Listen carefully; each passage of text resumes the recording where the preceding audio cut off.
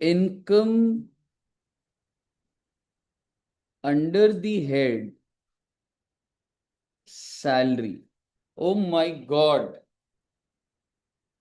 Sir ji, salary के अंदर हमने सिर्फ 3 सेक्शन पढ़ने हैं, यानी कि सेक्शन 15 to 17, सिर्फ और सिर्फ 3 सेक्शन बच्चों। ठीक है। और ये कितने लेक्चर्स ले जाएगा आपके? लगभग 10 से 12 क्लासेस इस पे लग जाती, 1 महीना। और मेरी कोशिश ये है कि मेरे को नवंबर में इसको खत्म कराना है। समझ रहे हो? तो थोड़ा सा हम रखेंगे, ड्यूरेशन भी लंबी रखेंगे क्लासेस की और वो भी। ठीक है जी। अच्छा, अब आप मुझे बताइए कि आपके हिसाब से income under the head salary में क्या चीज में टैक्सेबिलिटी की बात करूंगा? मतलब आपको प्रॉपर्टी बेच के फायदा हो रहा है वो बात करूंगा? नहीं, आप अगर जॉब कर रहे हैं, ठीक है, तो उसमें क्या टैक्सेबल होगा? पर सर ये तो बहुत ही आसान है। जैसे सपोज करो, मान लो आप जैसे जॉब करो, मान लो सपोज एक कंपनी है, that is Reliance industries limited. ठीक है। क्या मैं कह सकता हूँ जैसे बहुत सारे लोग उधर जॉब करते होंगे। मान लो आप भी कल को सी ए बन गए, मान लो यश जी आप सीए बन गए, और यश की जॉब कहाँ लगी भाई? रिलायंस में। तो कितना पैकेज यश आप चाहते हैं कि आपको कंपनी दे? 100 करोड़?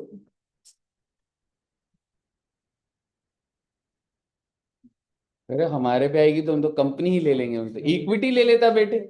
मालिक हूं मैं अंबानी जी, कल से आप नौकरी पे आना। हाँ यश, कितना? 50 लाख? हाँ, आप भी वैसे एम्बिशियस तो काफी हो, पहली जॉब में 50 लाख। चलो गुड, अच्छी बात है। एग्जाम्पल है तो आपको नाराज नहीं करूंगा बेटे। रिलायंस ने पे कितना करा बच्चे? 50 lakh. Just to confirm, per month सोच रहे थे क्या? पर एनम ना, ठीक है। तो इसको जो पैसा मिलेगा, हर महीने सैलरी मिलती है, वो सारी बातें अलग चलेंगी। आप मुझे बताइए, यश को जो इनकम हुई वो कितने की हुई? 50 लाख की। कौन से हेड में टैक्सेबल होगी? सैलरी हेड में हो।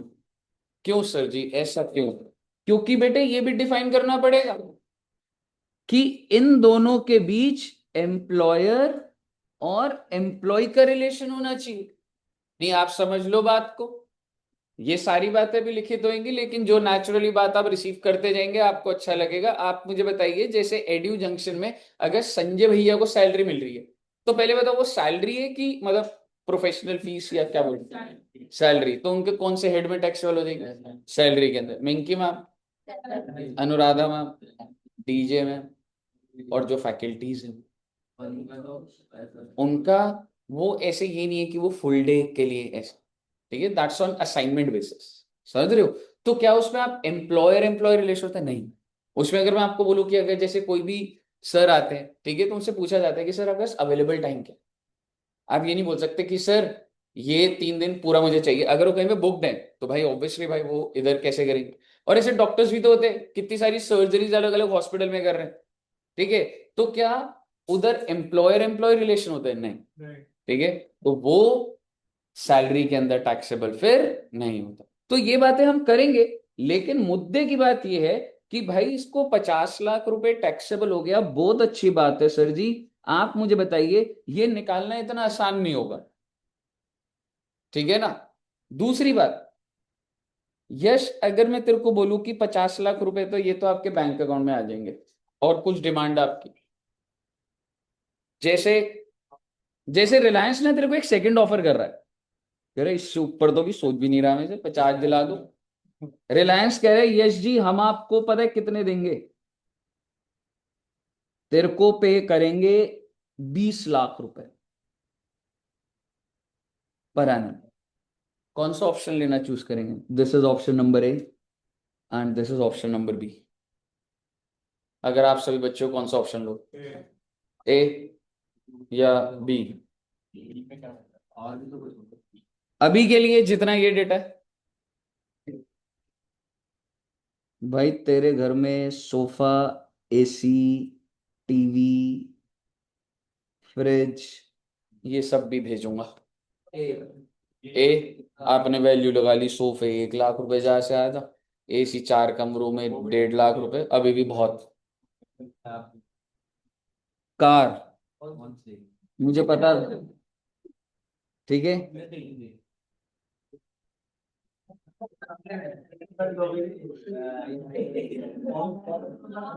एक और कार, BMW सीरीज भी।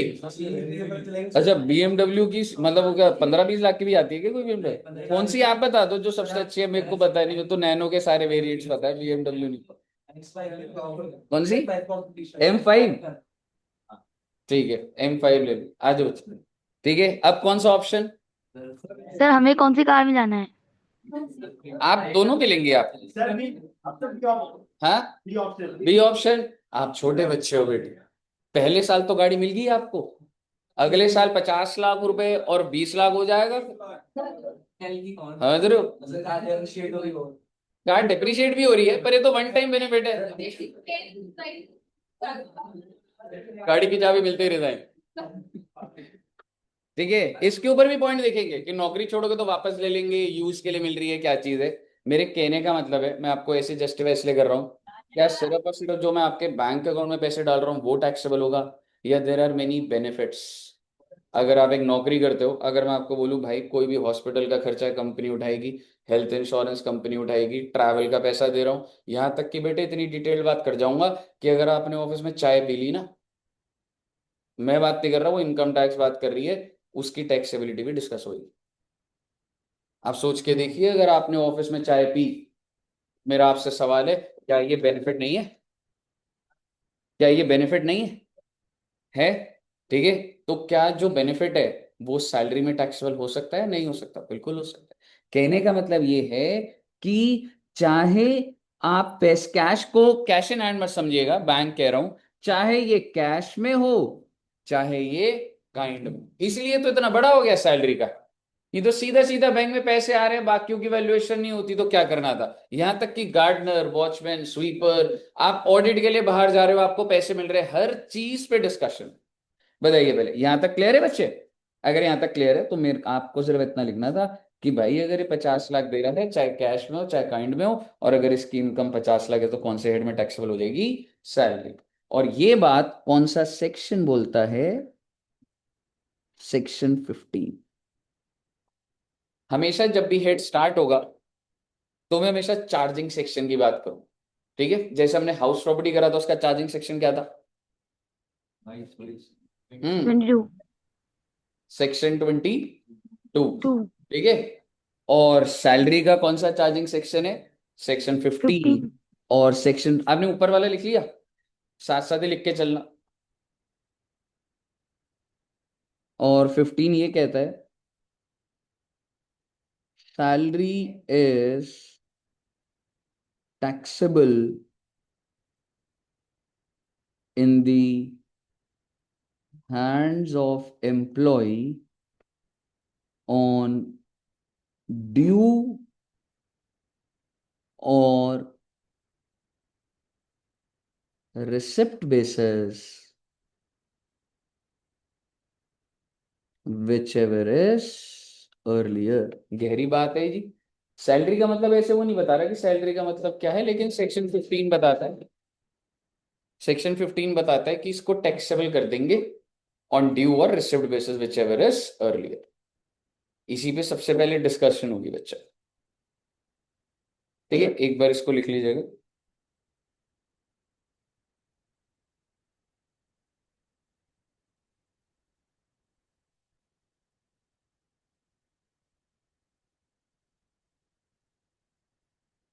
बताइए, लिख लिए बच्चे? ओके। हाँ, salary is taxable in the hands of employ on due basis और receipt basis whichever is early. ठीक है बच्चे? अच्छा, सर ये इतनी क्या डिटेल्ड बात करनी है? बिल्कुल करनी है, आप ध्यान से सुनिएगा, एक एग्जाम्पल बनाते। सपोज करो मिस्टर ए जॉइंट, और जॉइंट का चलो कर लेते हैं, mister a joint on 1 April 25 at a salary of rupees 50,000 per month। ओहो भाई साहब, 25-26 में ही नौकरी लगी है, पहली तारीख को लगी, बहुत अच्छी बात है। वैसे कोई रूल नहीं है, किसी भी दिन हो सकता है, आप ये मत सोचना, बहुत ही बेसिक चलेगा। बीच में होगा तो दिन भी गिन लूंगा। क्यों, अगर आपकी नौकरी आज लगेगी आपको पूरे महीने की सैलरी मिल जाएगी? नहीं मिलेगी। आज अगर 12 तारीख है तो 13th है, अगर आज तो आपको वही 17 दिन की मिलेगी सैलरी। ठीक है, तो उतना डिटेल जाएगी। मुद्दे की बात यह है, अगर इसको 50,000 सैलरी तो उसके पूरे साल की क्या होगी? 6 लाख रुपए। लेकिन इसको और डिटेल देखना पड़ेगा। अच्छा, जब आपने जैसे अगर आपकी ज्वाइनिंग हुई 50,000 पे, लेट सपोज, इससे ज्यादा भी होगी आई एम श्योर। ठीक है, तो आप मुझे बताइए, जैसे आपका फर्स्ट डे है, 1 अप्रैल को आपने काम करा, तो क्या उसी दिन आपको पैसे मिल जाएंगे? नहीं। दिन खत्म हुआ, सुबह 10 से 6 आपने काम करा, उन्हें बॉस के पास गए, बोले सर कैलकुलेटर दो, 50,000 डिवाइडेड बाय 30, आज का पैसा दो सर, घर जाना। ऐसा होता है क्या? नहीं होता। लेकिन ऐसा कह सकता हूँ लेबर में हो सकता है, फिर भी उसके अंदर अभी मुझे नहीं जाना। लेकिन क्या मैं कह सकता हूँ, आपका बॉस क्या बोलेगा, क्या आपने मेहनत कर ली उस एक दिन की?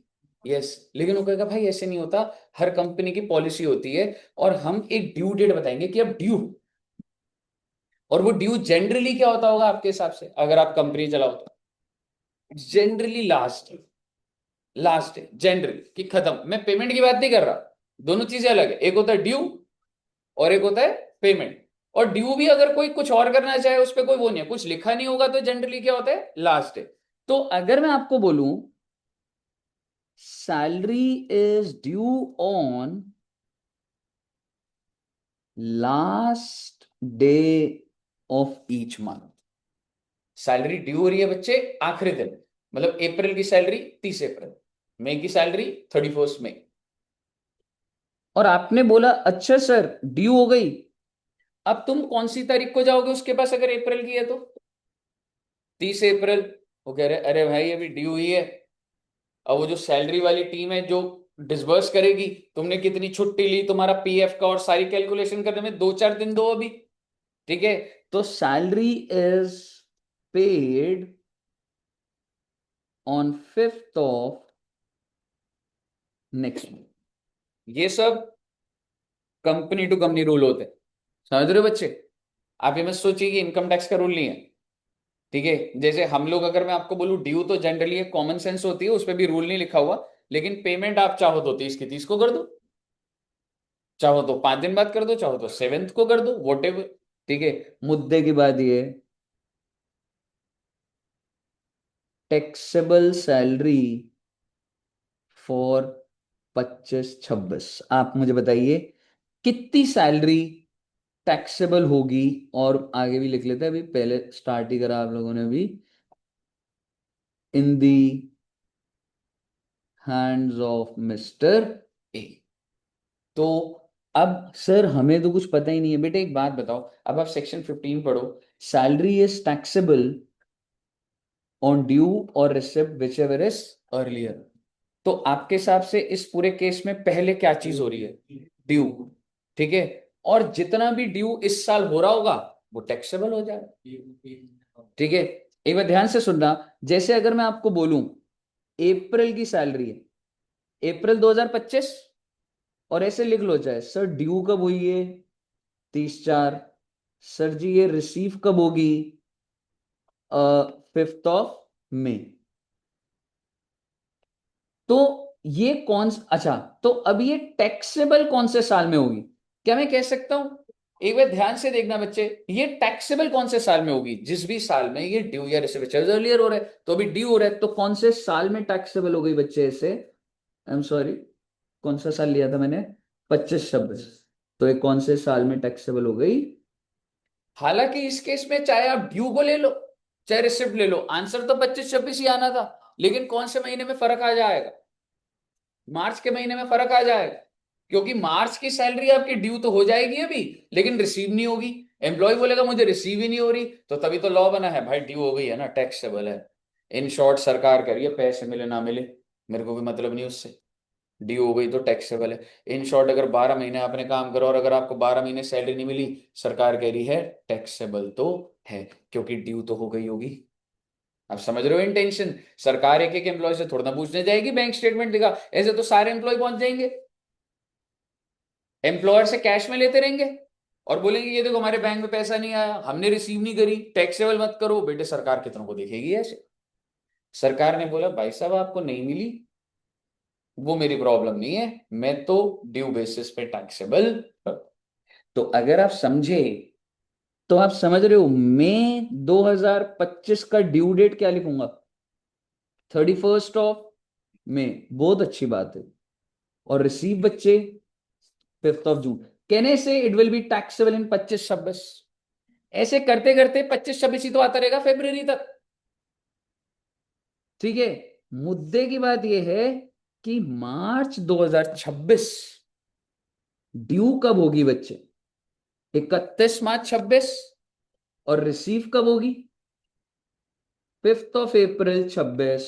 Now it will be taxable in which year, 25-26, because due और receive whichever is earlier it is getting taxable.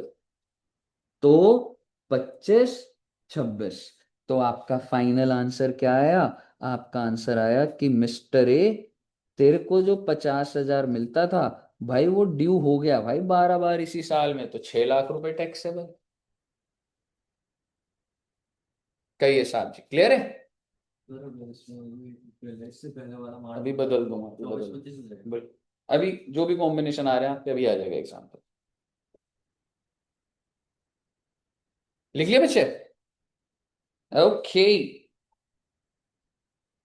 अच्छा, अगर आपको इतना समझ आ गया तो ये कौन से साल की निकाली आपने?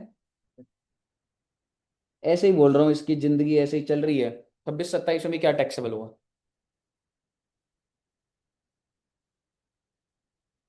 50, 6 लाख ही होगा, ड्यू बेसिस पे चल रहा है, सही चल रहा है, हर मार्च मंथ के एंड में हो ही रहा है ड्यू। ठीक है, हर मंथ के एंड में वो हो ही रहा है ड्यू, तो उस बेसिस पे दोबारा से 6 लाख। क्लियर है बच्चे? क्लियर है बच्चे? तो यहां पे भी मैं क्या लिख रहा हूं, 6 लाख ही हो जाएगा। पर मुद्दे की बात ये, आपने नोट कर लिया ऊपर वाला? चलिए दोबारा एग्जाम्पल बनाते हैं।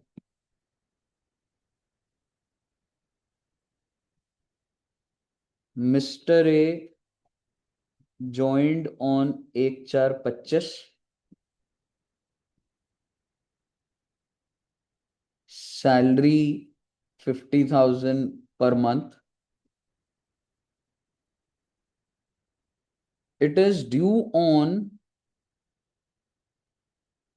next day of each month। oh my god, या यू शुड से, इसको ऐसे भी लिख सकते हो, मतलब नेक्स्ट भी लिखा है तो भी आपको समझ आना चाहिए, that is first of next month. मैं ड्यू सेम महीने में आखिरी दिन नहीं कर रहा, कंपनी कह रही है ड्यू है अगली तारीख को, एक को। ठीक है, और बोल रहा हूं it will be paid on 7th of next month. अच्छा जी, अब आप मुझे बताइए सैलरी कितनी टैक्सेबल होगी, कौन से साल में सर जी, 25-26 में। क्या होगा बच्चे बताओ? पहले एक बार छोटी सी चीज अगर मैं बोलूं, अप्रैल की सैलरी ड्यू कब हो रही है, फर्स्ट में, रिसीव कब होगी 7th में, तो हमें एक चीज पता लग रही है कि ड्यू ही पहले हो रहा है। ठीक है, तो अप्रैल की मई में हो गई तो बढ़िया, 25-26 में ही तो आ गया, मई की बीच में ही आ जाएगी, जून भी आ जाएगी, दिक्कत कब आएगी, मार्च में। दिक्कत आएगी मार्च में। अब आप मुझे मार्च का बताइए, क्या जो मार्च की सैलरी जो 50,000 है, क्या वो 25-26 में टैक्सेबल हो रही है? नहीं हो, क्योंकि वो मार्च की सैलरी ना तो ड्यू 25-26 में हुई, और वो मार्च की सैलरी ना ही रिसीव 25-26। समझ रहे हो बच्चे? इसका मतलब आप ऐसे लिख सकते हैं पूरा, मतलब थोड़ा सा लिख देंगे कोई दिक्कत नहीं, अप्रैल 2025 वाला ड्यू हो रहा है फर्स्ट में, बहुत अच्छी बात है जी। और रिसीव हो रहा है 7th ऑफ मई,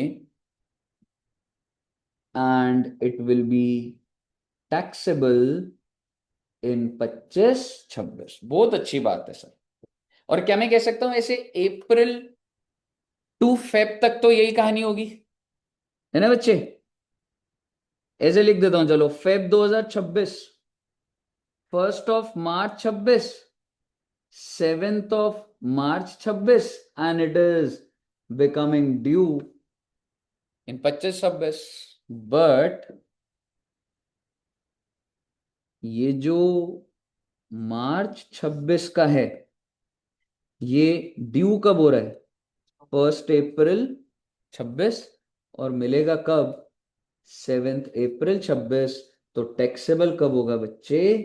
26। इसका मतलब 25-26 का आपका आंसर क्या आया बच्चे? 50,000 × 11, 5,50,000। और अगर आपको अच्छे से समझ आ गया है तो 26-27 का भी बता दीजिएगा।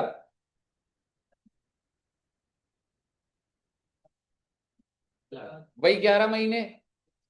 क्या मतलब है? ठीक सोच रहे हो? आराम से समझ लो, कोई दिक्कत नहीं है इसमें। वो डाला था, जैगरी पाउडर कुछ भी नहीं था, ले आना था। मतलब अभी रख लियो। अभी नहीं, बाद में ले लियो। हाँ जी, कितना बच्चे? 6 लाख। क्योंकि सर जी, ये जो मार्च वाला जो टैक्सेबल नहीं हुआ वो तो होगा ना 26-27 में, और 11 महीने चलते ही जाएंगे अप्रैल के। तो अगर मैं आपको बोलूं 26-27 में कौन से महीने टैक्सेबल हुए, क्या मैं कह सकता हूं? एक तो सर मार्च 2026 प्लस अप्रैल 26 से लेके Feb 27। Feb 27, बिकॉज March 27 वो तो अब अगले साल में चला जाएगा ना बच्चे, वो तो ड्यू बाद में होगा ना बच्चे। समझ आया ना सबको? आराम से देख लो, अगर कोई दिक्कत है तो बताना बच्चे। 5,50,000,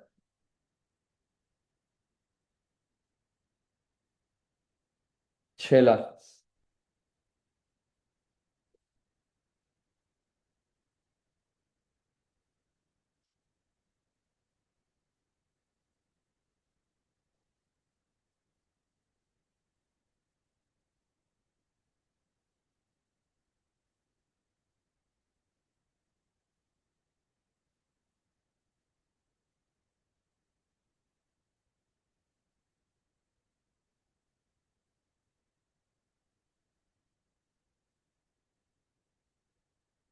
है जी बच्चे, समझ आ गया? अच्छा, एक लास्ट एग्जाम्पल। अब मतलब ये इतना ही है कॉन्सेप्ट वैसे, ठीक है। Example number 3। अगर मैं आपको बोलूं मिस्टर ए है, जिसकी सैलरी है 50,000, और अब अगर मैं आपको ज्वाइनिंग इन्फॉर्मेशन दे रहा तो चल रही है भाई उसकी नौकरी, समझ रहे हो? बार बार ये थोड़ा ना कि ज्वाइंट ही बताएगा। ठीक है, चल रही है नौकरी उसकी। मिस्टर ए जिसकी सैलरी है 50,000 per month, due 1 of next month, और भाई को मिल कब रही है, रिसिप्ट कब है? Last day of each month. O my God, यानी कि ड्यू होने से पहले पैसा मिल जाएगा सर? हाँ बेटे, ऐसा होता है। ऐसा हो सकता है, जो बहुत बड़ी कंपनीज, अच्छी कंपनीज होती हैं, वो इनफैक्ट आपको पता है 24-25 को ही सैलरी दे देते। अगर मैं बताऊं, जैसे जब मैं एयरटेल में जॉब कर रहा था तो उनका वो सिस्टम नहीं था। वो जैसे अभी कौन सा मंथ है, नवंबर है ना, नवंबर खत्म होने से पहले 25 नवंबर को सैलरी आती थी। समझ रहे हो? सर ऐसा क्यों है भाई? उनका पीयर ग्रुप का जो कंपटीशन है, वोडाफोन जियो सारे ऐसे कर रहे होंगे तो चल रहा है वो। समझ रहे हो? क्योंकि अभी आप, जब आप एम्प्लॉय बन जाएंगे तो आप देखेंगे कि कौन सी कंपनी में बेटर वर्क कल्चर है, एवरीथिंग। ठीक है, so everybody tries to maintain कि मेरे को रिटेन करना है अपने एम्प्लॉय।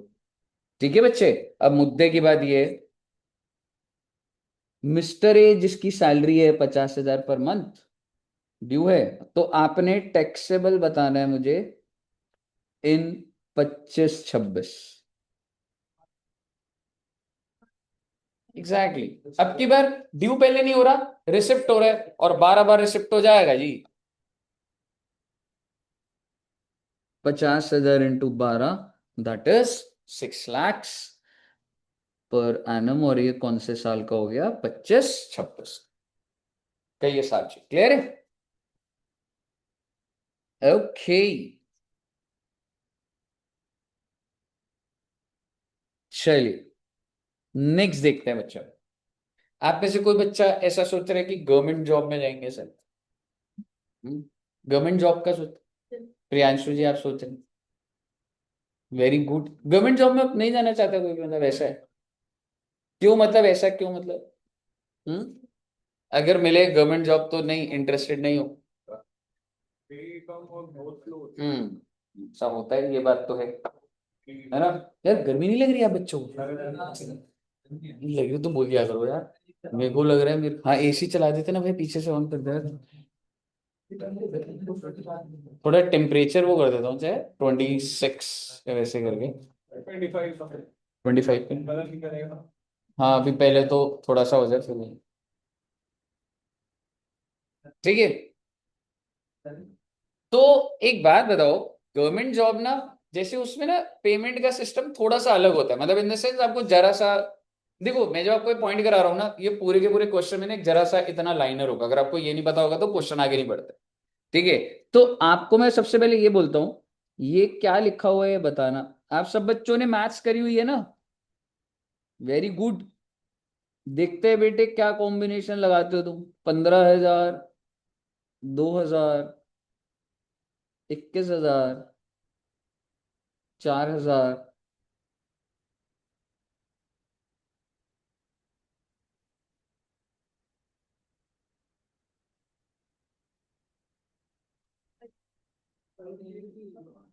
ओ माय गॉड, क्या मतलब है इसका, बताइएगा जरा।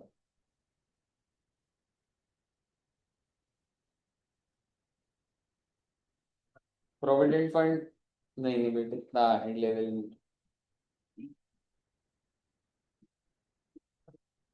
कुछ लॉजिक मतलब आप लगा सको तो। हाँ क्या है? बोनस? जैसे कि 15,000 क्या है बोनस? 15,000 सैलरी, 2,000 से पेमेंट हो रहा है, फिर 21,000 सैलरी हाँ के तो बाद वही तो सवाल है कि कुछ क्या है। सर 2,000 फिर सर उसका 15,000। सर 2,000 पंद्रह का हजार डबल, बेसिक सैलरी है। और 2,000 रुपये जो इंसेंटिव वगैरह होता है ना, वो है। 2,000 का डबल 4,000, फिर 4,000 का डबल 6,000, 4,000 का डबल नहीं 4,000 2,000 से इंक्रीज हो अच्छा। सर नहीं 2,000 से पहले तो आपने मल्टीप्लाई करा, नहीं अच्छा अच्छा दो ही ऐड कर रहे हो, सॉरी सॉरी सॉरी, 2,000 इधर ऐड कर दिया आपने, फिर 2,000, ये लॉजिक है नहीं वैसे, और कुछ सोचो। सर ये 15,000 बेसिक सैलरी होती है और 2,000 इंसेंटिव। 2,000 इंसेंटिव, फिर अगले साल कितनी सैलरी हो जाएगी? इक्कीस इंसेंटिव हजार 21,000। 4,000। सही है बेटे, एक साल बाद ही 21,000, मतलब मोर देन 30% हाइक है ना? क्या है अच्छी ये लग रही है। चीज बताओ। ठीक है, इसको बोला जाता है पहले, सबसे पहले समझना ये होता है, क्या बन रहा है बता। 15 प्लस 2 17, 17 प्लस 4 17 प्लस 4 21 हो गया, ये हर साल ऐसे 4 15 प्लस 2 17 प्लस 7, फिर इधर आ गया था। 21 प्लस 4, फिर उसमें भी 4 ऐड करो। अच्छा ठीक, पहले इतना सही तो बनाया 21 हाँ पैटर्न तो बना रहा है, तो फिर इधर क्या हो रहा है, 29 प्लस 6। ऊपर गया तो स्टार्टिंग में भी तो नहीं पता 15 प्लस 2 प्लस 2 का हुआ 15 प्लस 2 फिर 17 प्लस 4 फिर 4 बार कर रहा है 4 उल्टा ले आया अगले वाले में सब पहला तो रैंडम दिखाई नहीं ऐड कर देगा नहीं नहीं कोई बात नहीं, गुड ट्राई, बट ठीक है, ऑब्वियसली नहीं पता अभी आपको वो चीज।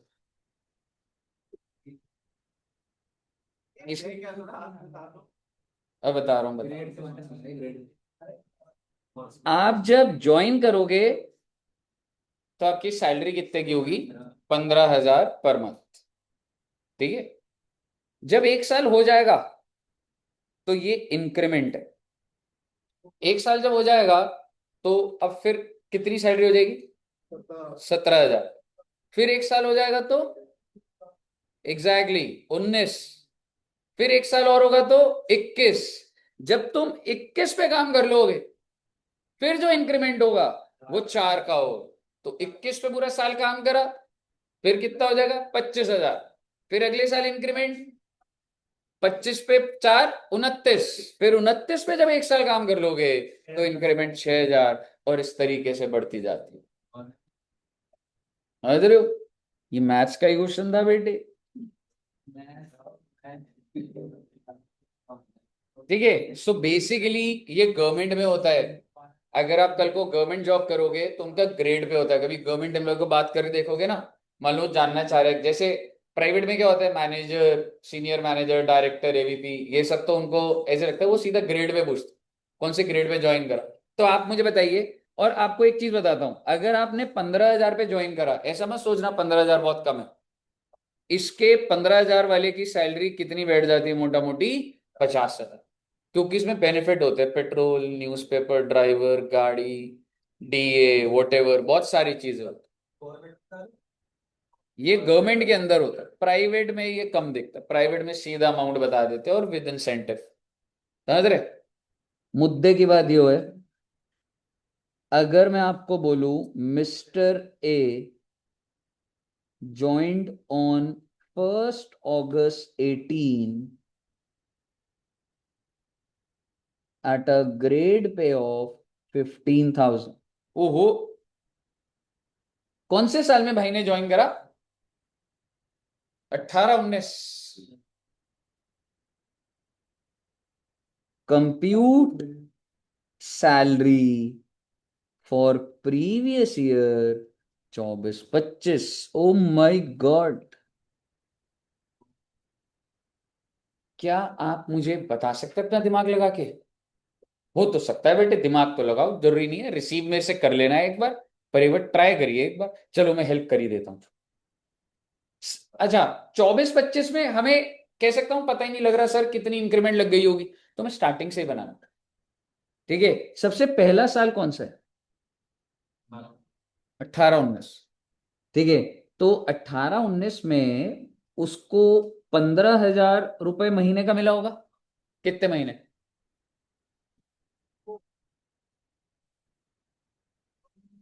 2 महीने बस? 8 महीने जी। अप्रैल में जून जुलाई हटा लो ना बस, तो 8 महीने। इसका मतलब भाई की सैलरी कितनी हो गई? 15,000, 1,20,000। अच्छा जी, 19-20 में अब क्या होगा? क्या 15,000 से अब वो बढ़ के 17,000 हो जाएगा? हाँ, यानी कि अगर आप मार्च में ज्वाइन करा आपने, तो आपने मार्च के महीने में 15,000 करा, और अगले ही महीने आपका इंक्रीमेंट हो जाएगा। पूरे 12 महीने काम करोगे आप, यानी कि 15,000 पे अभी 4 महीने बच रहे काम करने के। और फिर क्या होगा बेटे? 17,000 मल्टीप्लाइड बाय 8। अब आप सीक्वेंस बढ़ा दीजिएगा आगे, 24-25 का टैक्सेबिलिटी निकाल दो। बार बार इसको सॉल्व करने की जरूरत नहीं है अभी। हाँ, 2,000 till the time you reach 21। जब आपने 21 पे एक साल काम कर लिया, फिर इंक्रीमेंट साइकिल आपकी 4,000 की। समझ रहे हो? तो अब 17 के बाद क्या होगा? 19, 19 के बाद 21।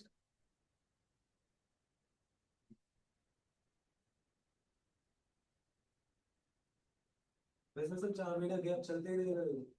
हमेशा से। हाँ। प्रॉब्लम।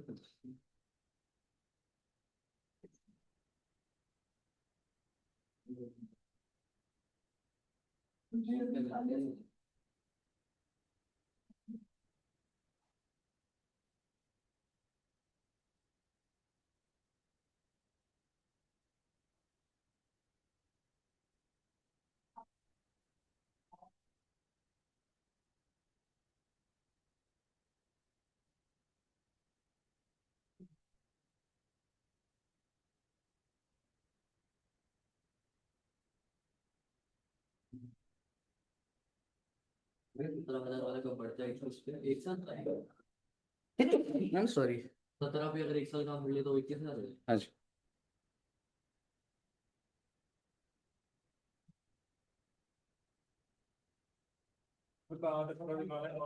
24-25 की टैक्सेबिलिटी।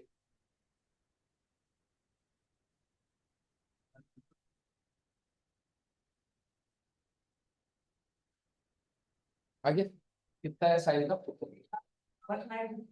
1,96,000 दिखता है भाई।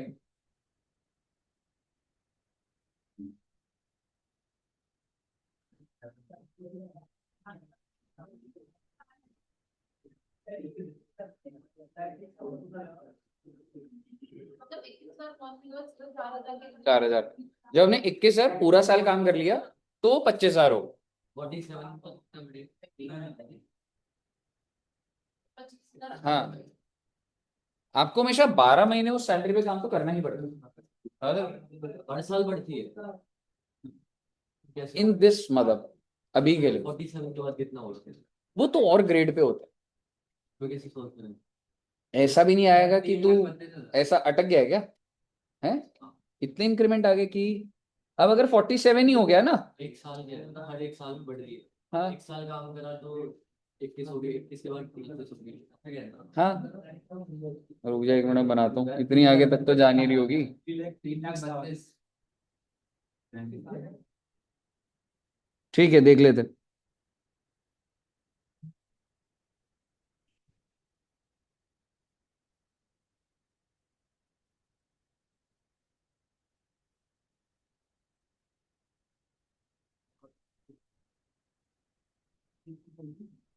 नहीं, 21 के बाद 4। हाँ, पता है।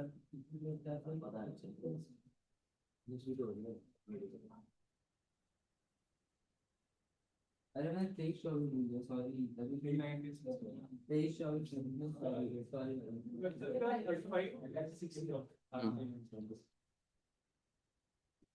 एक साल ही श्योर था।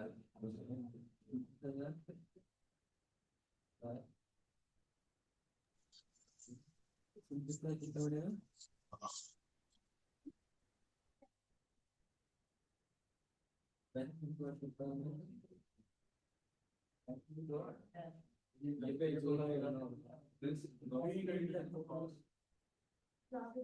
आई थिंक ये आंसर है ना 24-25 का।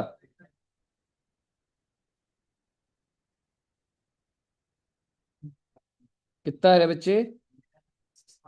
3,96,000। कहिए साहब जी, क्लियर है?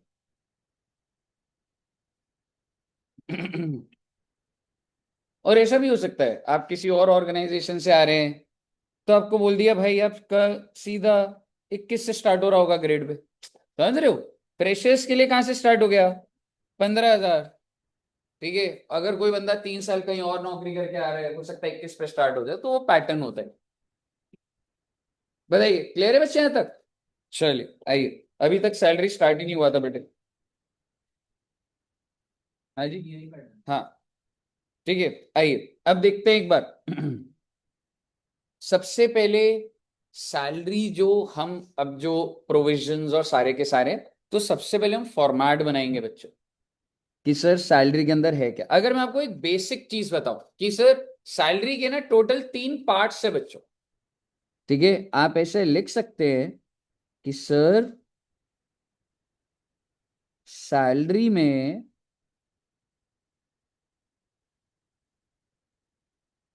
3 चीजें होती हैं जो बड़ी हैं 3 ब्लॉक्स के अंदर। एक होता है अलाउंसेस। अलाउंसेस क्या होता है बच्चे कि आप कैश में कुछ पैसा दे रहे, ठीक है, ये होता है अलाउंसेस, किसी भी नाम से हो सकता है ये। Servant allowance, over time allowance, lunch allowance, medical allowance, जो अलाउंस लिखना है आपको लिख सकते। पर सर हम क्यों पढ़ रहे? क्योंकि बच्चे अलाउंस के अंदर कुछ अगर स्पेसिफिक नाम से होंगे तो उसके पीछे कुछ एग्जेम्पशंस छिपी। एग्जेम्पशन मतलब बेनिफिट। टैक्स सारा खत्म हो जाएगा, अगर सरकार बोल दे सारे अलाउंस टैक्सेबल, मेरी बात यहीं खत्म हो जाएगी। मैंने आपको क्या सिखाना है? मैंने आपको ये सिखाना है कि कहां पे बेनिफिट छिपा है। यानी कि जब मैं एम्प्लॉय को सैलरी दूं तो मैं ऐसे सीधा ना दूं भाई ये ले पैसा, अलग अलग नाम ले लूंगा, 5,000 रुपए ये ले इसके नाम से, ये इसके नाम से, तो उसमें बेनिफिट छिपा होता है, समझ रहे हो? तो भी देखेंगे, एक होता है allowances, then you have perquisites.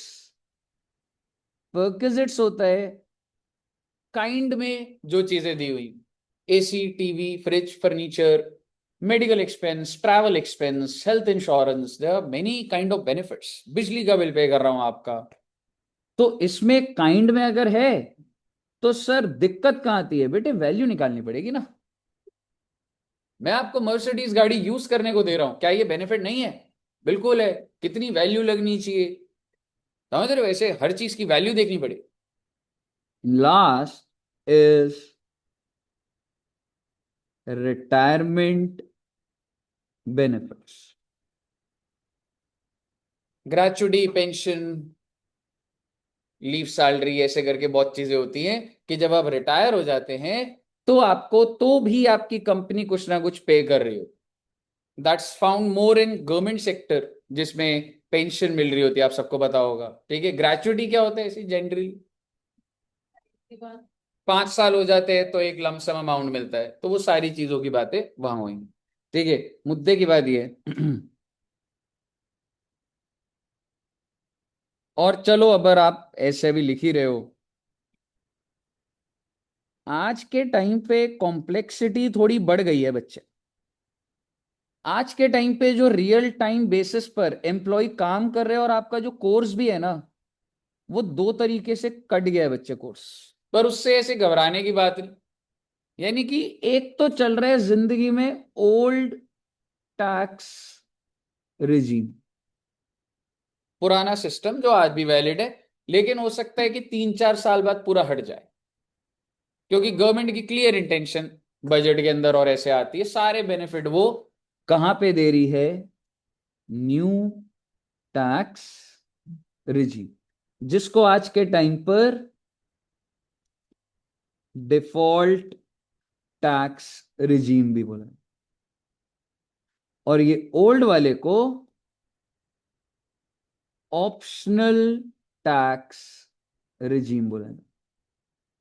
इस कॉम्प्लेक्सिटी में हमें अभी नहीं जाना, लेकिन आपको पता होना चाहिए कि ये दोनों जिंदा हैं, दोनों का कंपैरिजन आना चाहिए, जो कंपैरिजन करके जिसमें टैक्स में फायदा मिले वो सिलेक्ट करना होता है। क्या सर क्वेश्चन ऐसे आएगा, ऐसे आ सकता है, बहुत ही नॉर्मल बात हो गई है, समझ रहे हो।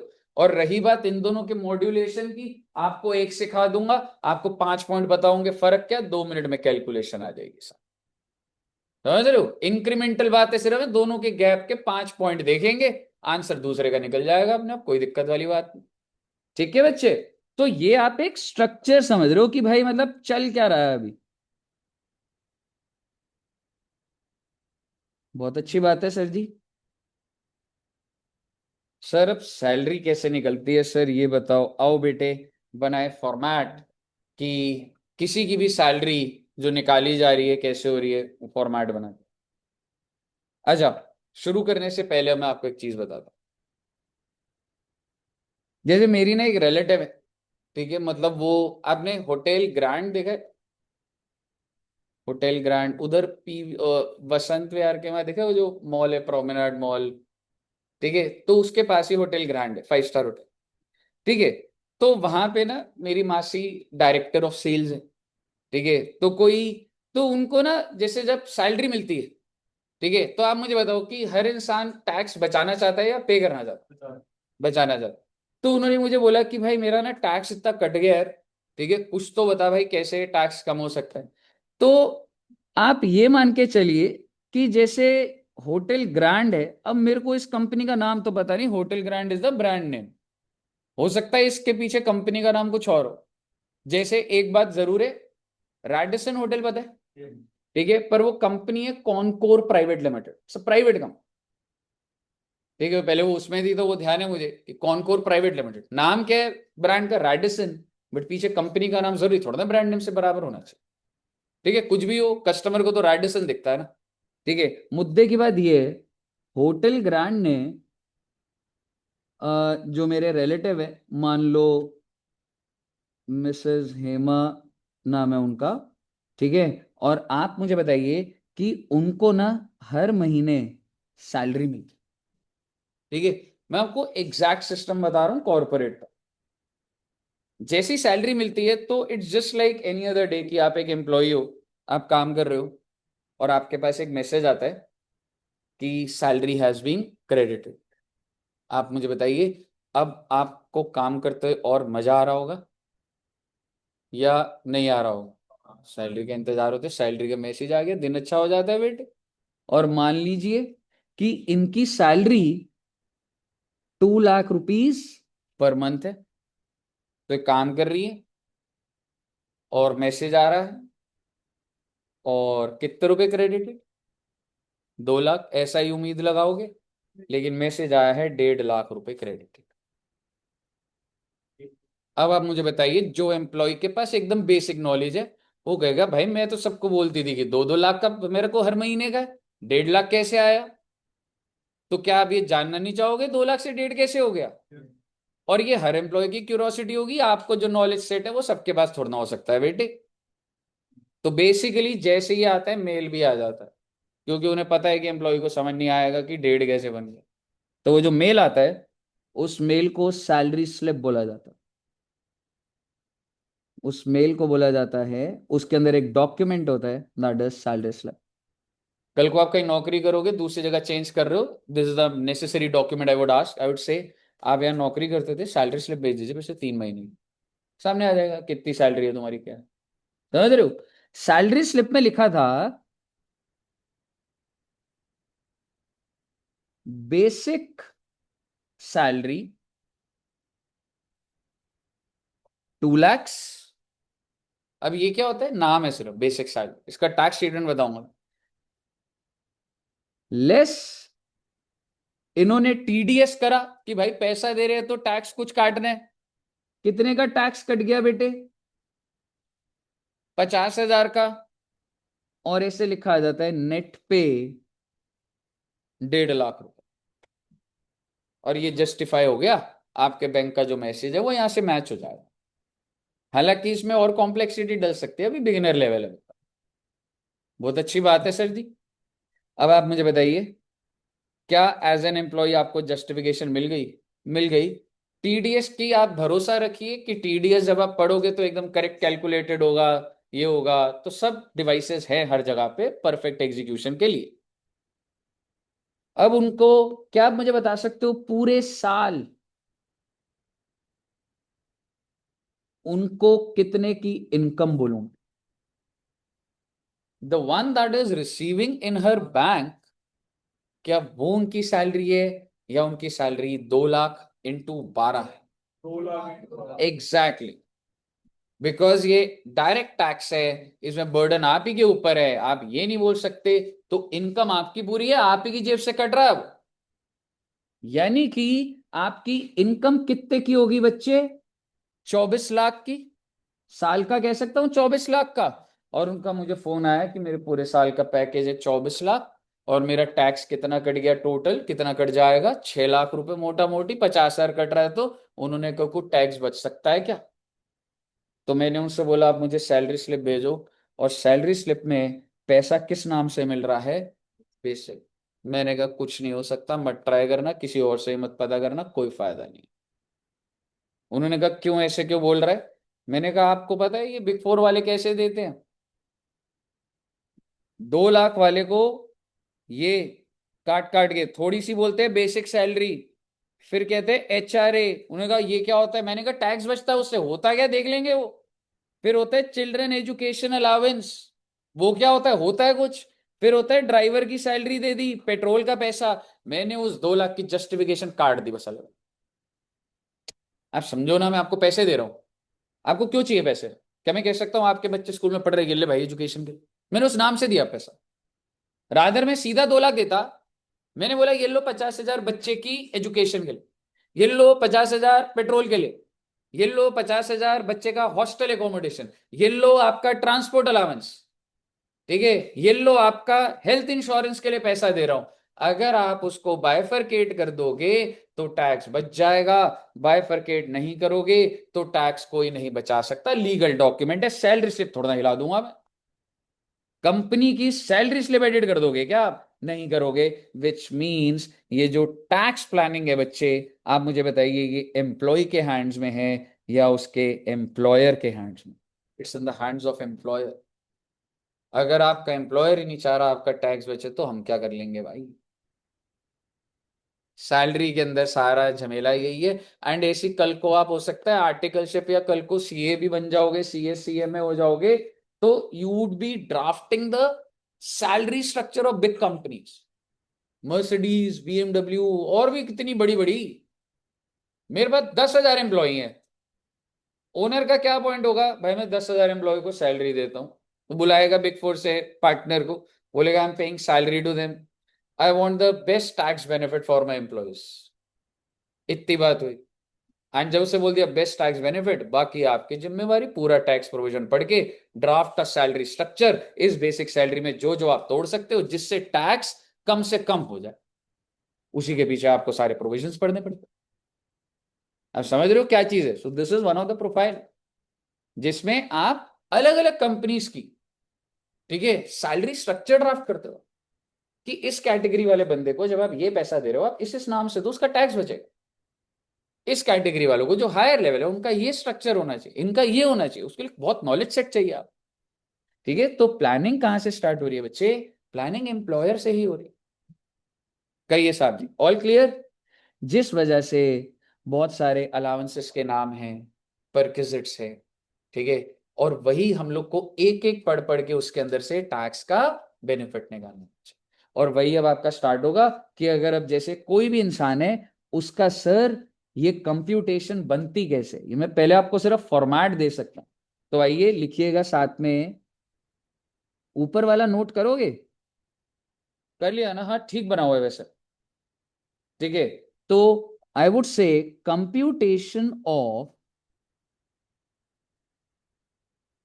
Salary of mister A for, अभी अभी कौन सा प्रीवियस ईयर खत्म हो गया, 24-25। और अगर प्रीवियस ईयर 24-25 बोलूं या असेसमेंट ईयर कौन सा बोल सकता हूं, 25-26।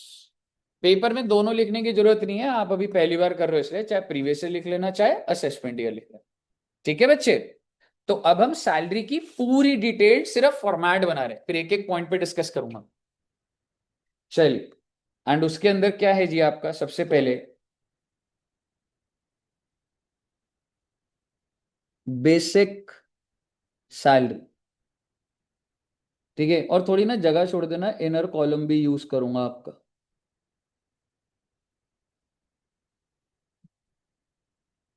तुम्हारे हिसाब से पूरे साल का बन रहा होगा या महीने का बन रहा होगा? एग्जैक्टली ये फॉर्मेट है जो सरकार के पास या अनेक्षर पूरा का पूरा जाएगा, ठीक है।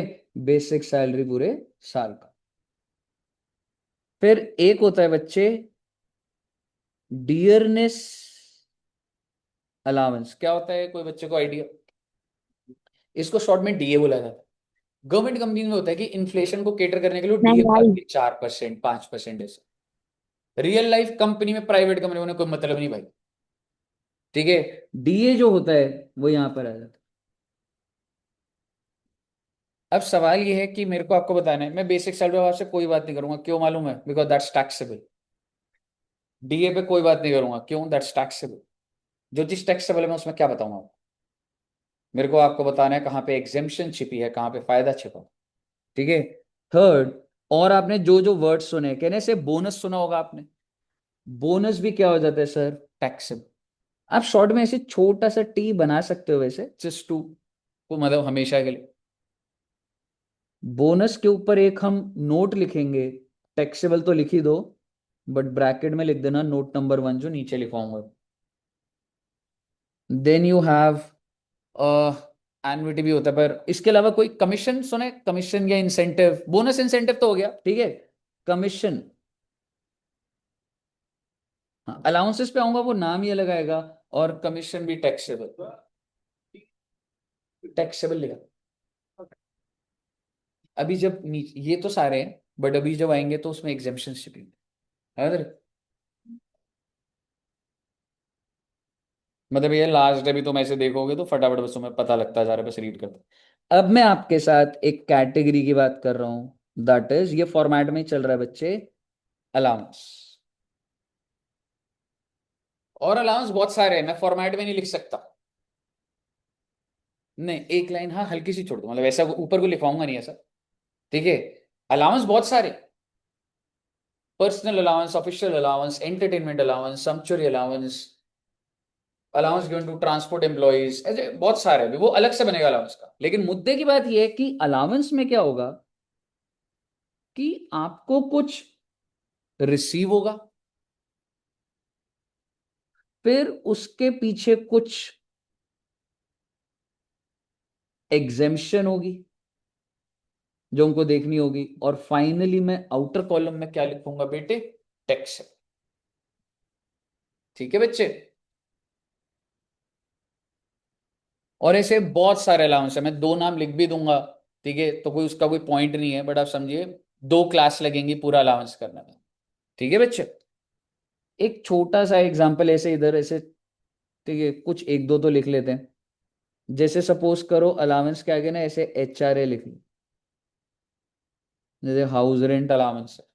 पूरा नाम भी लिखने की जरूरत नहीं है, 40-50 मिनट HRA पे बात होगी, ब्लड में चला जाएगा। हाउस रेंट अलाउंस,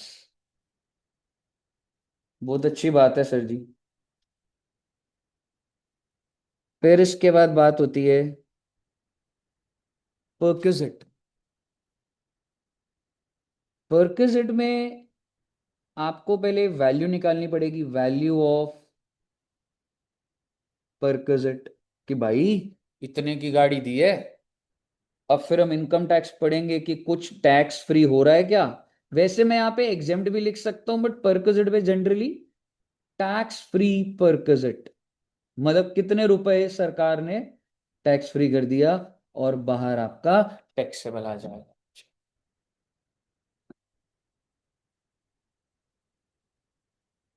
परक्विजिट्स में भी 4-5 क्लासेस आराम से लगती हैं, बहुत सारे perquisite. Then you have retirement benefits. Retirement benefits क्या होता है सर? कि इसमें तो अगर मैं आपको बोलूं तो 5 चीजें होती हैं, ठीक है, थोड़ा सा इधर ही नाम लिख लोगे तो चल जाएगा।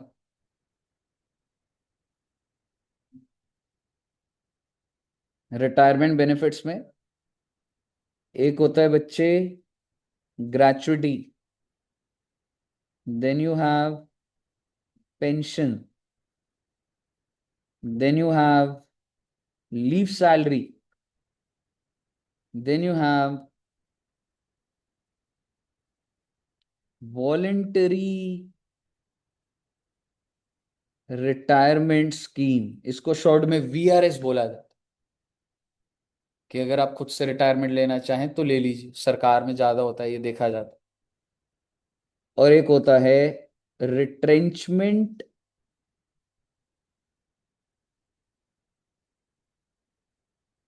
कॉम्पेंसेशन। ये 5 होंगे बच्चे। और अगर ये 5 हैं, ठीक है, तो इनके ऊपर जनरल रूल क्या है कि भाई रिसीव कितना हुआ और एग्जेम्प्ट कितना होगा बच्चे, और बाहर क्या आ जाएगा। क्लियर है जी? ओके।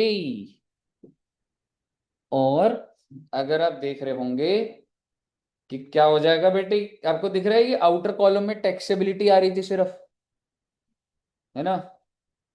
तो अगर मैं बोलूं इन सब के टोटल को बोला जाता है ग्रॉस सैलरी। अभी भी वो जो 5 हेड है वो फाइनल नहीं हुआ, अभी सैलरी, ठीक है। अब ग्रॉस सैलरी में से लेस डिडक्शन अंडर सेक्शन 16, ये चैप्टर 6 से की बात नहीं कर रहा मैं, ठीक है, वो तो GTM से होती थी, याद कर लो, थोड़ा कनेक्ट हो जाती है, ठीक है, वो तो 5 हेड के नीचे है वो। ये सैलरी के अंदर ही डिडक्शन, और कौन सा सेक्शन है ये? 16। ऊपर लिखा था ना 15, 16, 17। 15 तो डन है, 16 जरा सा ही आएगा। 16(1)(a) जो कि होता है स्टैंडर्ड डिडक्शन। स्टैंडर्ड मतलब भाई तेरी सैलरी निकल गई ग्रॉस, हाँ निकल गई, तो ले भाई खुश रहे, सीधा 50,000 माइनस कर दें, सीधा 50। सबको दे दी सरकार ने, बोला इतने अलाउंस अलाउंस, क्योंकि क्या है कि गवर्नमेंट की कोशिश चल रही है सिंप्लीफाई करने की, तो ऊपर की मैनिपुलेशन सारी खत्म करके बोल रहे सीधा सीधा इसको exemption. Then you have 16(2), that is entertainment allowance. अरे सर ये क्या होता है? अरे छोड़ो ना बेटे, फॉर्मेट याद कर रहे हैं हम, टेंशन मत लो, आपके ब्लड में चली जाएंगी सारी बातें। 16 1 है हाँ। And next is 16 3, that is professional tax minus करना। छोटी छोटी डिडक्शन है, कोई हैवी बात नहीं, हैवी बात वो ऊपर ही चल रही है, वो सारी तीनों की जो, ये तीनों का आप टोटल जब कर दोगे, उसको माइनस कर दोगे, तब आपका फाइनली आंसर आएगा बच्चे, that is income under the head salary. और ये आपका टैक्सेबल होगा। और ये मैंने ऐसे ही लिख रहा हूं जबरदस्ती, ये न्यू स्कीम में है कि ओल्ड में? ओल्ड में।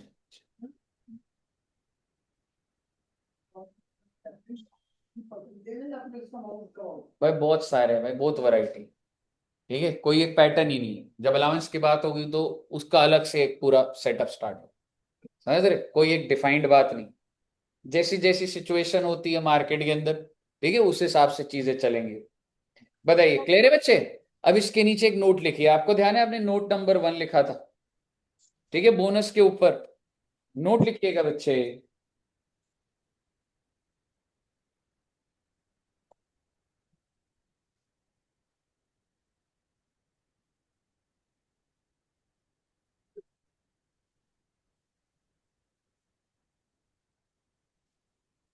although although salary is taxable, although salary is taxable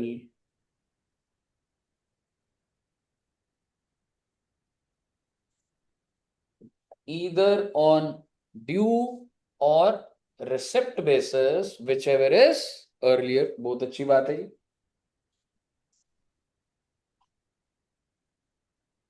Salary is taxable on receipt or due basis, whichever is earlier, comma, but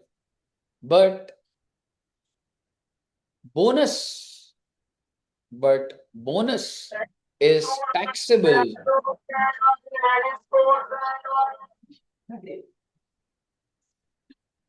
आकांक्षा जी क्या बेच रहे हो बेटे?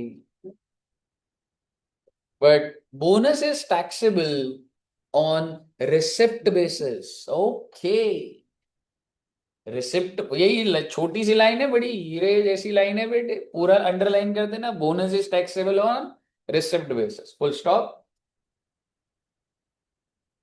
मतलब समझे अब इतने का? अभी तक आपका मैं दिमाग में क्या डाल रहा था, ड्यू हो गया तो टैक्सेबल, सबके लिए सही है वो बात, लेकिन बोनस के लिए सही नहीं है वो बात। ठीक है, एग्जाम्पल लिखते हैं उसके नीचे, इसी के नोट में ही लिख दीजिए आप, कोई दिक्कत नहीं, फुल स्टॉप के बाद example. Bonus of rupees 60,000 is due in previous year 18-19। जी 18-19 में कंपनी ने बोला क्या काम करे हो भाई तुम, 60,000 हम देंगे, तुम 18-19 में बोल दिया क्योंकि तुमने मेहनत इस साल करी थी और बता दिया इस साल तुम बहुत बढ़िया मेहनत करी, ड्यू हो गया। ठीक है, सच bonus is received in 1920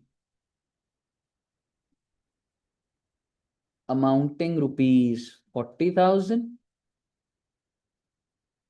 and 20,000 was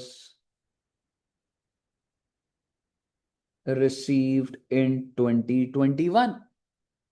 O my God, मतलब मैं ये बोलना चाह रहा हूं, ये जो बोनस है इज रिसीव्ड इन 19-20 कितना, 40,000 सर, बस 60,000 था, 20,000 जो है वो 20-21 में मिल गया है दोस्त, अमाउंटिंग।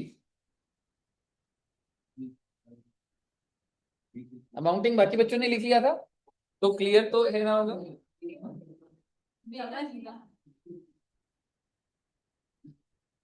मतलब मैं इसको हटा के ठीक कैसे करूं, मेरे को लग रहा है मैं ऐसा ही लिखता हूँ तो मतलब ठीक भी नहीं हो पाएगा लग रहा है। नहीं नहीं,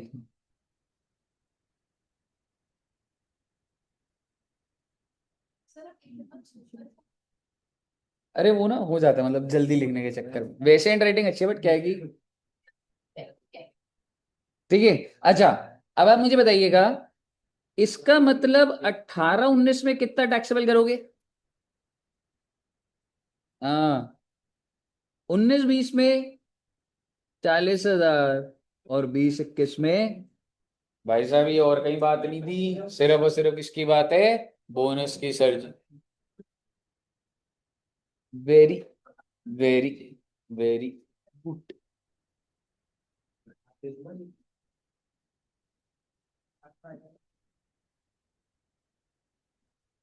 कहिए साहब जी, ऑल क्लियर टिल हेयर? ठीक है, लिख लिया ना सब बच्चों ने? अगर आपने लिख लिया तो आओ बेटे।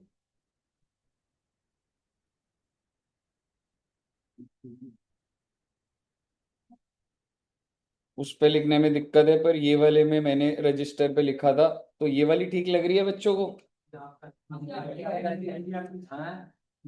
और आप तो यार मतलब भरोसा ही नहीं करते आप तो बिल्कुल। नहीं, इस पे ये मेरा नहीं है, इसका मतलब अब तुम बच्चे नहीं रहे, चिल्ड्रंस डे नहीं है अब तुम्हारे लिए।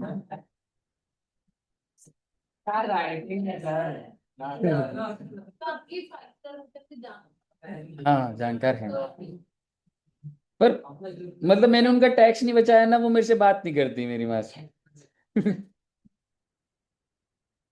ठीक है, आइए एक हेडिंग डालते हैं बच्चे, और आपको ना इंटेंट भी दिखेगा, छोटे छोटे पॉइंट कराऊंगा आज।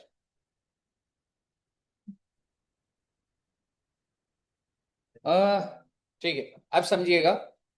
सबसे पहले मैं समझा देता हूं, लिखोगे अभी या घर जाके की और स्पीड बढ़ा दूं? अभी लिखोगे ना, ठीक है, पर पहले मैं एक बार समझाता हूं इसको, ठीक है, फिर मैं आपको लिखने को टाइम दूंगा। सबसे पहला जो आप कर रहे हैं, ये हालांकि अलाउंस नहीं है, अभी अभी आपने डिडक्शन में भी देखा था ये, ठीक है। क्या लिखा हुआ था? Entertainment allowance. एंटरटेनमेंट अलाउंस का दूसरा नाम होता है सम्पचुअरी अलाउंस, ठीक है। सम्पचुअरी, SUMPTUARY, क्योंकि पेपर में लिखा आ गया सम्पचुअरी अलाउंस तो दिक्कत हो जाती है, फिर पता ही नहीं लगता। मुद्दे की बात यह है, सर इसमें क्या होगा सर, मतलब कंपनी पैसा दे रही है और क्या कह रही है, मूवी देखने जाओ, घूमने जाओ, ऐसा कुछ नहीं होता बेटे, नाम दे रखे हैं जबरदस्ती के, ठीक है। एंटरटेनमेंट अलाउंस के पीछे पर्पस नहीं बताने वाला आपको, मैं आपको ये बताने वाला हूं, एंटरटेनमेंट अलाउंस या तो गवर्नमेंट एम्प्लॉय को मिलेगा या तो नॉन गवर्नमेंट एम्प्लॉय को मिलेगा। और एक छोटी सी बात शुरू करने से पहले, आपने जो फॉर्मेट बनाया उसमें क्या मैं कह सकता हूं, आपने डिडक्शन दी एंटरटेनमेंट अलाउंस की, अब आपको बता रहा हूं कि वो डिडक्शन सिर्फ और सिर्फ गवर्नमेंट एम्प्लॉय को मिलती है। अब आपका मन है उसके नीचे छोटा सा गवर्नमेंट लिखने का, तो मुझे कोई दिक्कत नहीं, ठीक है, आपने यहां पे लिखा है। और अगर आप छोटा सा यहां पे गवर्नमेंट लिखना चाहो तो लिख लो, समझ रहे हो? भाई वो 16 का डाला था ना तूने, भाई वो एंटरटेनमेंट अलाउंस की जो डिडक्शन मिल रही है वो सिर्फ और सिर्फ गवर्नमेंट एम्प्लॉय को मिलेगी। एक पहला प्रोविजन जो तुम समझ रहे हो, यहां तक क्लियर है? पहले आइए, दोबारा आइए जरा, अब आप सोच के देखिए, ठीक है। एम्प्लॉयर, देखो आपको ना थोड़ा क्रिटिकली सोचना पड़ेगा, ठीक है। एम्प्लॉयर एम्प्लॉय को 5,000 रुपए पर मंथ पे करता, सैलरी उसकी जितनी मर्जी हो, लेकिन 5,000 पर मंथ किस नाम से पे कर रहा है बेटे? Entertainment allowance. तो समझिए, पहले तो जब 5,000 मिल रहा है तो पूरे साल का कितना हो गया? 60,000। पहले उस मिलने की बात करनी है मैंने, दैट इज प्योरली टैक्सेबल, ठीक है। आप पहले मान लीजिए गवर्नमेंट एम्प्लॉय हो आप, यानी कि जो भी आपको मिला it is first included in gross salary, मतलब ये पूरा का पूरा टैक्सेबल। और सर अगर हम रिलायंस एयरटेल इन्फोसिस में होते नॉन गवर्नमेंट, तो it is first included in salary. यानी कि वो जो ग्रॉस सैलरी के ऊपर आपने बनाया है वहां पे आप लिखते एंटरटेनमेंट अलाउंस 60,000 हो। समझ आ रहा है आपको? पहले मुझे बताइए, अभी पहला वो है तो आराम से, यानी कि आपने ये जो जैसे ये बनाया ना अलाउंस का, तो अगर मैं एक की बात करूं कि यहाँ पे सर हमें एंटरटेनमेंट अलाउंस मिला, मैंने कहा अच्छा जी कितना मिला तेरे को? सर जी 5,000 12 महीने। अच्छा जी 60,000। अरे सर डिडक्शन दे देते ना। अरे भाई यहाँ डिडक्शन नहीं देनी भाई, डिडक्शन का फॉर्मेट नीचे है उसका एंटरटेनमेंट का। ऊपर दे दी नंबर कट जाएंगे आपके, ग्रॉस सैलरी गलत आ जाएगी आपकी, डिडक्शन नीचे मिलनी है उसकी। तो पहले मुझे बताइए, अगर आप एक गवर्नमेंट एम्प्लॉई हैं, पहले आपको समझ आ गया सैलरी में कैसे इंक्लूड हो रहा है। अब उसके आगे देखिए, डिडक्शन अंडर 16 इज अलाउड, लेकिन अगर आप नॉन गवर्नमेंट है, deduction under 16 is not allowed. तो नॉन गवर्नमेंट के लिए तो सिर्फ 60,000 ऐड हो गया और आगे कोई बात नहीं, लेकिन गवर्नमेंट के लिए होगी तो आगे बात होगी। और भाई साहब कितने की डिडक्शन मिल रही है, आ जाओ जरा देख लेते हैं। आप मुझे बताइए, सरकार को ज्यादा से ज्यादा डिडक्शन देनी चाहिए आपके हिसाब से या कम से कम? काफी ज्यादा। आप एम्प्लॉई हैं, वुड यू वांट, आप ज्यादा डिडक्शन चाहते हैं कम चाहते हैं? ज्यादा चाहते हैं। आइए देखते हैं। Least of the following will be allowed as deduction. बहुत फोकस से देखना बेटे, सारी चीजें एकदम क्रिस्टल क्लियर हो जाएंगी। सबसे पहली लिमिट तो वही होगी जितना रिसीव हुआ। मेरे इस एग्जांपल में मैंने रिसीव कितना ले रखा था जो लिखा हुआ 2,000, तो 12 से हो गया तो कितना? क्लियर है बच्चे? पहला वाला तो बहुत ही आसान है। दूसरा क्या है बेटे? 20% of basic salary. Sir basic, ओ भाई वो तो क्वेश्चन में दी होगी निकाल लेंगे उसका, लेकिन उसमें फिक्स्ड बात क्या है, 20% तक ही होगा। यानी कि बेसिक सैलरी मान लो यहाँ पे कितनी ले रखी है, 50,000 साल की, उसका 20% कर दिया, कितना आ गया बेटे? 10,000। लिमिट नंबर बी क्लियर है, फ्रीज है भाई, बेसिक सैलरी वही है, बेसिक पे जो, ठीक है। और तीसरा क्या है? 5,000 पर आन। तो वैसे तो पहली लिमिट निकली थी 24,000, ये 10,000, 5,000, तो कितने की डिडक्शन मिल जाएगी? 5,000। यानी कि सरकार ने अपर सर्किट लगा दिया, कह रहे पूरे साल की 5,000 से ज्यादा नहीं दूंगा। आप मुझे बताइए, क्या ये लिमिट ज्यादा है या बहुत कम?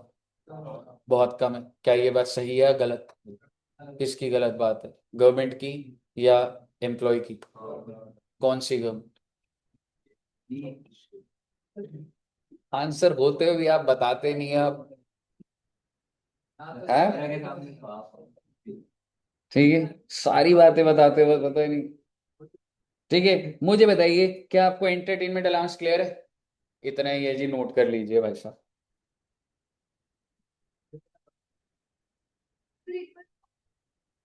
नॉन गवर्नमेंट के लिए बच्चे, मान लो आपकी रिलायंस में जॉब, ठीक है, नॉन गवर्नमेंट हो गया, आपको कितने एंटरटेनमेंट मिल रहा है? 2,000 महीने। साल का कितना हो गया? 24,000। आपकी सैलरी में 24,000 जुड़ जाएगा ऊपर, नीचे डिडक्शन आपको नहीं मिलेगी, तो क्या करोगे? पर्याप्त।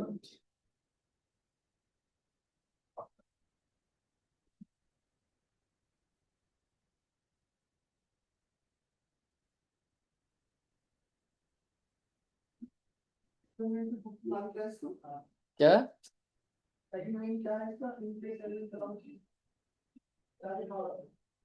सेकंड वाले में समचुरी, SUMPTUARY।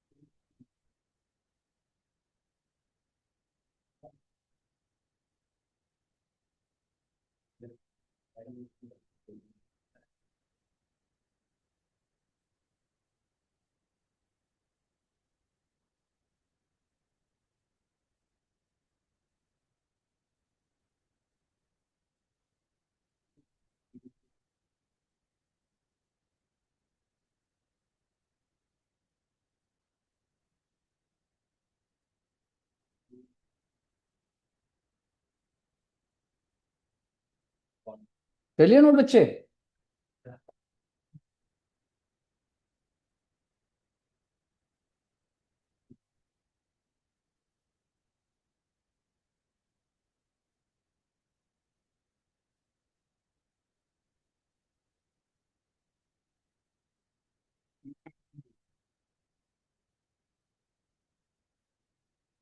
ओके, हो गया। चलिए,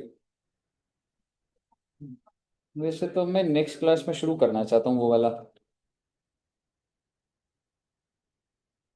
हम्म।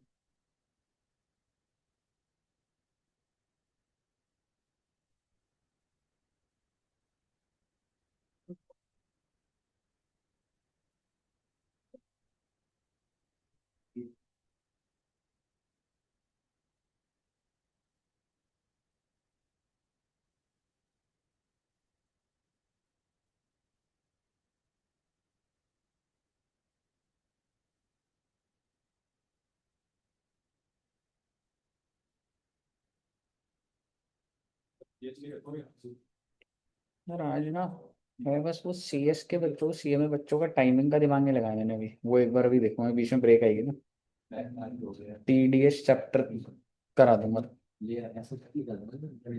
हाँ, जो इनका, हाँ भाई वो TDS है ऐसा, बस मुझे एक बार कंफर्म करना है, क्योंकि इनका नहीं है आई थिंक, तो मुझे वो चीज कंफर्म करनी है तो बस। हाँ जी बच्चे, कर लिया नोट? मैडम ये तो गवर्नमेंट ने लिमिट फिक्स कर दी ना, यानी कि अब आपका ऊपर एक्चुअल रिसीप्ट तो मैं आपको 1,20,00,000 रुपए दे दूंगी। बेसिक सैलरी भी वहीं पर चला जाएगा, पर गवर्नमेंट बोलेगा नहीं भाई रोक दो 5,000 रुपये, तो लीस्ट कर ले 5,000 रुपये जाएंगे सर। अच्छा बच्चे एक बात बताओ, अगर ये तीन लिमिट ऐसे होती, like actually receive 3,000, 1,800, 5,000, exactly exactly. तो क्या मुझे नेट नेट टैक्सेबल बता सकते हो? इसका मतलब तुमने 3,000 ऊपर ऐड करा होगा, और डिडक्शन कितने की आई? 1,800, तो टैक्सेबल कितना हुआ ऐसे ही जनरली? 1,200। मुझे मिला 3,000 डिडक्शन, 1,800 की 1,200 टैक्स। ये बात समझ आनी चाहिए, क्लियर है बच्चे? और बस ये अगर इसके आगे जीरो बढ़ते जाएंगे, उसको सरकार को कोई टेंशन नहीं, इन्होंने 5,000 की लिमिट डाल रखी है बीच में, 5 से ऊपर का बेनिफिट दे ही नहीं देंगे। कहिए क्लियर है बच्चे? अब मैं आपके साथ एक बेसिक बात करना चाहता हूं, जो कि हम स्टार्ट तो नेक्स्ट क्लास में करेंगे, लेकिन आप जरूर हल्का सा लिख सकते हैं, नहीं तो एक बार जस्ट एटलीस्ट स्टार्ट करना चाहता। अभी करूं या नेक्स्ट क्लास में? नेक्स्ट में ही करते हैं वैसे मुझे लग रहा है, ठीक है। तो यहां तक रखते हैं बच्चे, और नेक्स्ट क्लास में हम अलाउंसेस स्टार्ट करेंगे, और मैं कोशिश ऐसी करूंगा कि मतलब लंबी क्लास 3 घंटे में अलाउंस एक दिन में खत्म करें, ठीक है। अभी आपको कोई प्रैक्टिस कुछ नहीं करना, ठीक है जी, क्वेश्चन मैं दूंगा, हो जाएगा। Okay, thank you very much. और ऑनलाइन इतने सारे बच्चे बच्चों, फेस टू फेस आओ प्लीज। आप मतलब बता रहा हूं मैं, आप हंसने वाले हो आप सब बच्चे, ठीक है, डेली याद दिलाता रहूंगा मैं आपको, हंसोगे बेटे सारे। चलो बाय बाय बाय बाय।